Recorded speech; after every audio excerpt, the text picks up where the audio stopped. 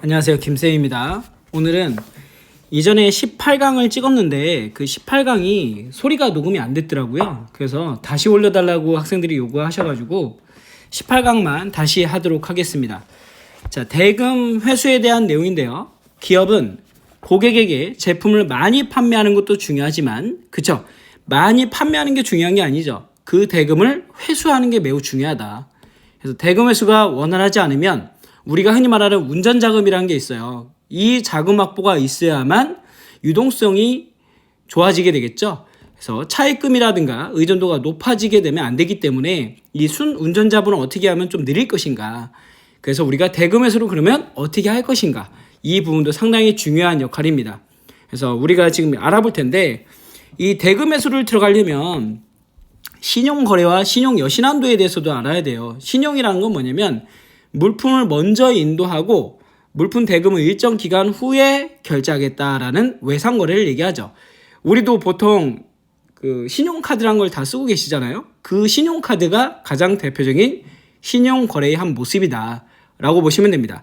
그럼 여신한도는 뭐냐? 신용한도라고 부르기도 하는데, 다른 말로 하면 우리 신용카드 쓰다 보면 총 지금까지 얼마 썼고 얼마까지 더 쓸 수 있어요 라는 여유 금액이 나오죠.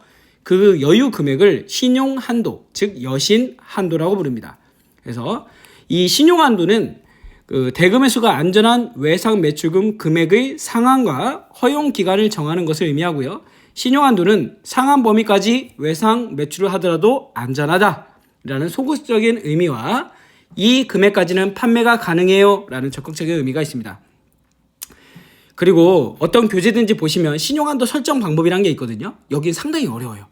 그래서 이 문제는 공식 5개를 외워야 돼요. 암기를 해야 하면 이 5개를 응용해서 한 문제를 푸는데 나올 가능성도 상당히 낮습니다.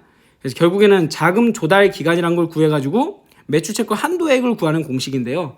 요거는 2급에서는 웬만하면 추천을 안 드리고요. 1급 하시는 분들은 그래도 혹시 모르니까 암기를 해라라는 걸로 말씀을 드립니다. 그러면 얘보다 더 중요한 게 뭐냐? 매출채권 회전율을 의미하는 거거든요. 요거는 좀 알고 넘어가야 됩니다. 시험 문제 많이 나오죠. 자, 매출채권 회전율이 높다는 건 뭐냐면 교차가 많이 됐다는 걸 뜻하죠. 교차라는 건 뭐냐면 매출채권이 들어오고 나가고가 계속 많이 이루어졌다는 거거든요. 그러면 회전율이 높다고 얘기를 해요. 회전율이 높으면 회수기간은 짧아지겠죠. 그죠? 회수기간이 짧아지면 결국은 뭐예요? 위험은 낮아지겠죠. 그리고 수익은 높아진다, 이 얘기를 하고 있습니다. 그래서 요 4개를 가지고 엮어서 시험 문제 많이 나와요. 그래서 교차율과 회전율, 그 다음에 위험, 그 다음에 수익, 이걸 가지고 많이 냅니다. 그래서 얘네들을 가지고 여러분들이 좀 기억을 해달라라고 말씀을 드리고, 자, 또 중요한 거는 이 순운전자분을 그러면 어떻게 확보할 것이냐. 그쵸? 순운전자분이란 건 뭐냐면 유동자산에서 뭘 뺀 거예요? 자산에서 유동 부채를 뺀 겁니다. 즉 기업이 쓸 수 있는 돈을 얘기하는 거거든요. 순운전자본이란 거는 단기간에 상황을 고려하지 않고 운용할 수 있는 자본을 뜻합니다. 그래서 자금의 유동성을 나타내므로 기업의 자금관리 측면에서 순운전자본의 관리를 매우 중요시하고 있죠. 만약에 여신한도액이 순운전자본보다 많아지는 경우에는 이 밑에 있는 이 노력을 해야 돼요.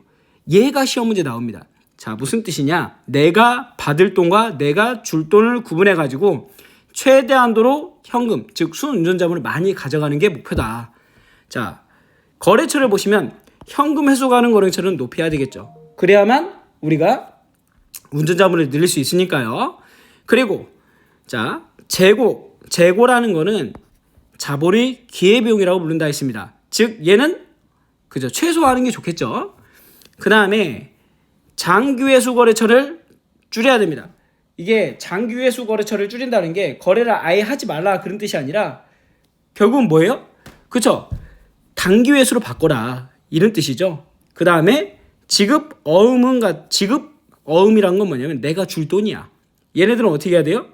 그죠? 지급은 연장을 해야 되고, 외상 매출금이나 어음의 회수 기간은 단축해야 되고요.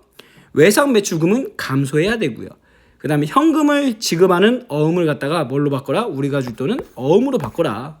즉 다른 말로 하면 내가 받을 돈은 빨리빨리 받고 현금으로 받고, 그 다음에 내가 줄 돈은 최대한으로 지연하고 그 다음에 어음으로 줘라 이런 뜻이 되겠습니다. 요거 시험 문제 상당히 많이 나온 내용이니까 참고해서 꼭 알아두시면 좋을 것 같고요. 자, 그 다음에 이 영업 쪽에서는 공식을 몇 개 외워두셔야 돼요. 그 중에서 하나가 요 회수율에 대한 공식입니다. 뭐 이거 말고도 공식들이 많이 있거든요. 그런 공식들은 여러분들한테 암기하라고 많이 안 해요. 왜냐면 시험 문제 나올 수 있는 계산 문제는 한두 문제밖에 안 나옵니다. 기껏 해봤자 2문제, 많이 나오면 3문제거든요. 근데 이 중에서 정해져 있어요, 문제가. 그 중에서 하나가 요 회수율이란 겁니다. 회수율은 대금을 회수할 때 회수 기간을 기준으로 관리를 하는데 회수의 기본 목표는 완전한 대금 회수를 위해서 자금을 원활하게 하고 수익성을 향상시키는 겁니다. 그래서 이 회수율을 구하는 공식은 당월 회수액 나누기 전월 말 외상 매출금 잔액 더하기 당월 매출액 곱하기 100입니다. 요 공식 하나만 좀 기억을 해주세요. 시험 문제는 어떻게 나온다고요? 말 그대로 시험 문제는 여기서 말씀드린 요거 다 주어집니다. 주어지고 이때 회수율을 구해봐라 이런 식으로밖에 안 나와요. 그러니까 공식만 외워주시면 된다. 요 공식 꼭 기억해 주시고요. 몇 개 안 되죠? 그 다음에 회수 기간 구하는 겁니다. 얘도 무조건 암기. 그러니까 요 두 개를 꼭 암기해 주셔야 돼요. 몇 개 있어요. 손익분기점 구하는 공식하고 그 다음에 EOQ 구하는 공식하고 지수평할법하고 그 다음에 이동평균법하고 한 5개 6개만 외우면 돼. 그럼 그 안에서 2개 나오는 거예요. 2-3개. 물론 하나는 빠져나갈 수도 있어. 괜찮습니다. 2개를 맞추면 되는 거거든요.